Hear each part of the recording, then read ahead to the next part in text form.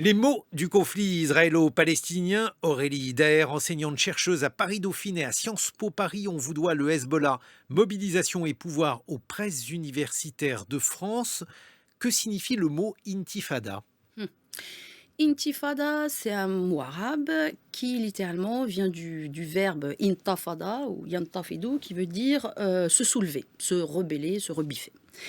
Après ça peut être contre tout et n'importe quoi, ce n'est pas, obligatoirement contre une force d'occupation, c'est un mot qui est très générique. Au demeurant, dans l'actualité moyen-orientale, c'est un mot qui a gagné, on va dire, une valeur de copyright dans le cas palestinien, à 2 reprises, à la fin des années 80 et puis après en 2000. Il a été utilisé par la suite dans d'autres situations. On l'a utilisé au Liban, on l'a utilisé en Irak pour, décrire des moments où effectivement, ça chahutait un peu dans la rue, où on avait au moment des printemps arabes et cetera. On a pu, voir apparaître ce mot-là, mais on a bien vu que ça n'a pas pris parce que voilà, l'habitude a fait que désormais intifada, c'est un terme qu'on réserve aux Palestiniens et qu'on réserve à un certain mode de soulèvement palestinien. Le tout premier donc, il date la première intifada, elle date, le premier épisode, c'est, décembre 87 et ça se maintiendra quasiment pendant 6 ans, un peu plus de 5 ans. Ça s'arrêtera en fait avec la signature des accords d'Oslo en 93. Donc là, les Palestiniens donc, diront: «OK, on arrête» et au demeurant les Israéliens aussi. Ce qui se passe, c'est la chose suivante, ça démarre presque sur un malentendu. C'est ça qui est assez particulier sur cette première intifada. Grosso modo, par, un jour de décembre 87, un Israélien se fait attaquer, voilà, au couteau et puis, 2-3 jours après, un camion israélien rentre dans une voiture palestinienne, tue 4 personnes. Bon, les Israéliens diront: «C'est un accident de la route», côté palestinien, on dit: «Non, mais ça, c'est une vengeance pour ce qui s'est passé il y a 2 jours contre le citoyen israélien et puis ça a commencé à bouger dans un camp, de réfugiés, qui se situe au nord de Gaza et puis, au début les Israéliens vont se dire: «Bon c'est ça bouge un peu mais, j'ai rien de grave, demain matin tout le monde retournera au boulot, la vie reprendra son cours». Sauf que non, ça ne va pas reprendre son cours. Là, démarre un vrai soulèvement, multiforme de la part des Palestiniens qui va évidemment amener, des réponses multiformes aussi côté israélien. Et c'est à cette époque-là qu'on va voir aussi arriver pour la première fois sur les écrans les images mythiques, désormais complètement, enfin bien connues, de ces jeunes Palestiniens, adolescents, jeunes adultes, qui sont là avec le visage couvert, la tête couverte de la kéfier, qui attaquent des tanks israéliens à coups de pierre, à coups de cocktails Molotov. Et d'ailleurs, un des autres noms de l'intifada de 87, c'est la guerre des pierres. On l'appellera aussi la guerre des pierres. Alors le contexte, il faut comprendre en fait pourquoi est-ce qu'il y a eu ce soulèvement. Évidemment, donc l'incident que j'ai mentionné, c'est ce qui a mis le feu aux barriques de poudre. Mais, ça faisait un moment que la frustration palestinienne, s'accumulait. Disons que, dans les années, on va dire fin des années 60, début des années 70, après la guerre des 6 jours, Israël dans un premier temps, va être à peu près cool sur le marché du travail, va laisser les Palestiniens nouvellement Mhm. occupés accéder au marché du travail israélien et puis très rapidement, bon, ils vont se rendre compte que, bah, ça fait pas sens sur le plan politique et puis ça fait pas le sens non plus sur le plan économique. Et là, les conditions de travail des Palestiniens sur le marché, israélien leurs conditions de travail vont sérieusement se détériorer. Ils vont avoir des salaires de misère, ils vont être humiliés à longueur de journée. Le racisme israélien, ils vont se le prendre dans la figure, sous toutes les formes et à toutes les occasions. Et aussi le fait que, par exemple, pour aller travailler, sortir de son camp de réfugiés pour aller au boulot, il faut passer par un certain nombre de checkpoints où grosso modo on vous fait traîner. Enfin bon bref, il y a comme ça une frustration qui s'accumule. Et puis il y a, donc en 87, bon on se dit: «Mais il y aura pas vraiment de sortie, il y aura pas vraiment de sortie à cette situation si on ne bouge pas». La situation est un peu différente, en 2000 quand démarre la deuxième intifada, ce qu'on a appelé aussi l'intifada de l'Aqsa. donc la mosquée qui est donc sur l'esplanade des mosquées à Jérusalem. Là, la situation est un peu différente. Autant Oslo, au début des années 90, avait donné de l'espoir des deux côtés, hein, de la barrière, israéliens comme palestiniens. On s'était dit, bon, bah, justement, il y a une alternative aux armes. Autant quand on a en 2000, on est à un moment où le processus de paix bat sérieusement de l'aile.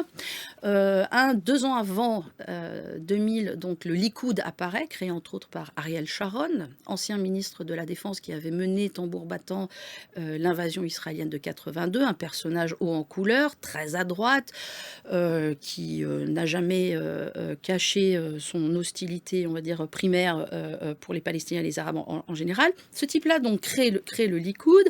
On est dans une situation où le processus de paix est bloqué. Et puis, quelques mois avant, on a le Hezbollah, donc c'est ce groupe militant libanais qui a réussi pour la première fois dans l'histoire du monde arabe à repousser l'armée israélienne, à récupérer donc son territoire, à libérer le Liban. Et là, chez pas mal de Palestiniens, on se dit mais s'ils y sont arrivés, pourquoi pas nous? Et là encore, l'étincelle qui met le feu aux poudres, c'est la visite d'Ariel Sharon, le fameux, sur l'esplanade des mosquées en toute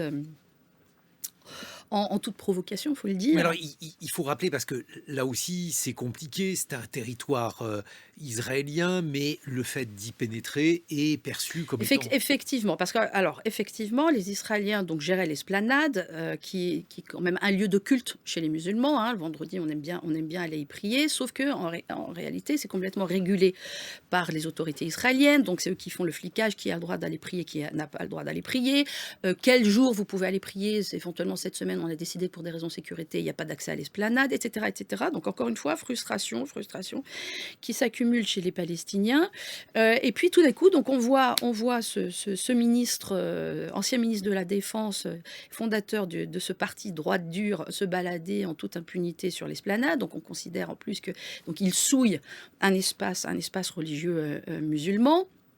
Il se balade avec ses hommes. Bon, ben hop, là, on est reparti pour un deuxième tour.